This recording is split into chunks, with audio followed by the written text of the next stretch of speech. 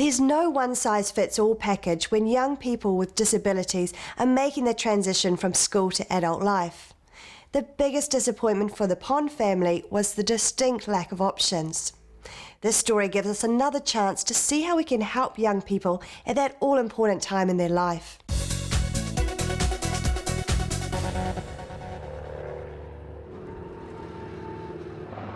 Nothing makes Sarah happier than watching her brother Chris take a flying lesson at Whenuapai Air Base. She just gets such a buzz out of coming here. She knows what we're doing, she knows the way in the car, and she just knows that Chris is going to go off on the plane, and she watches and waits for him too. Yeah, the engine, yeah.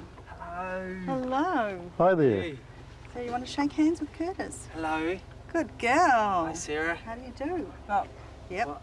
Yep. 21-year-old Sarah clearly finds the planes and helicopters more interesting than me. Sarah has global developmental delay. She can only utter about 3 words at a time. But she's always watching, taking in everything around her. Where's he gone? In the plane, in the sky. Oh, Now, look, there he there's is the over white there. Plane over there, there he is. That's Chris. Sarah turned 21 at the end of last year. She's a young woman getting on with life. She's recently left school and with the help of her family hopes to move out of home and gain more independence. What's your biggest concern for her now? Just where it heads from here, or where what her future is, and just how independent she'll become. My name's Lorna Sullivan. Lorna Sullivan spends her life advocating on behalf of young people like Sarah, promoting the idea that young people with disabilities can lead independent lives. It works the same way as it works for any person who doesn't have a disability. You know, if your kid doesn't have a disability, you imagine that they will grow up, that they will pursue their interests, that they will get home, that they will get relationships. We need to maintain those same assumptions for disabled people.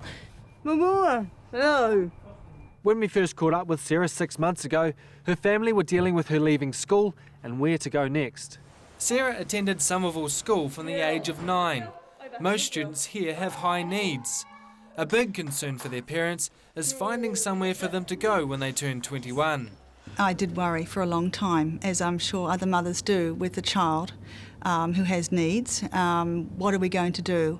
My concerns for the students that, our students that leave school when they're 21, is that there are limited opportunities. Sarah turned 21 last year but was allowed to stay on at Somerville till the end of the year.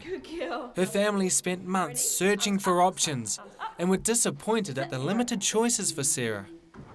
Watch out!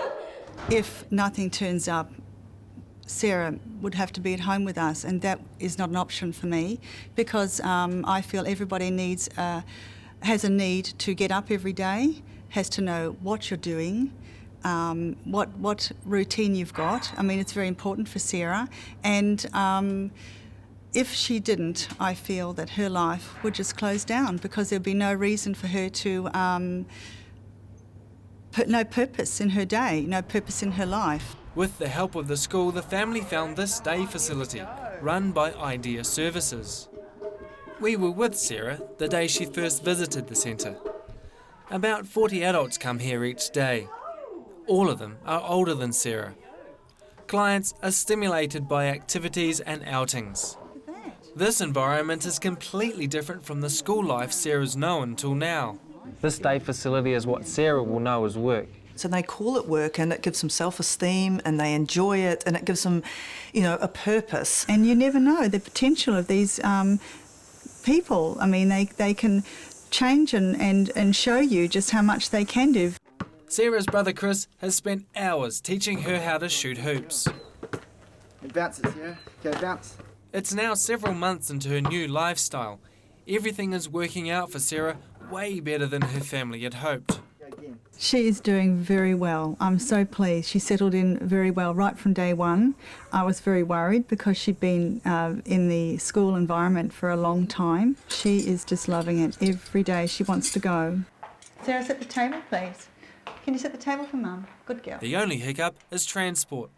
When Sarah was at school, it was free. As an adult, it's costing them $100 a week, so they've opted to drive her themselves.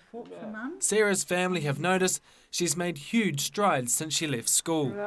I think that's pretty good. Thank you for that. What are those? I've seen a lot of confidence, a lot more language, a lot of patience from Sarah, and a lot of independence, trying new things. In retrospect, do you think Sarah had outgrown school? When it came to the last day of school, she actually said to me, "Work." And I said, "Thank you, Sarah, I'm so pleased, because that's where you're going next."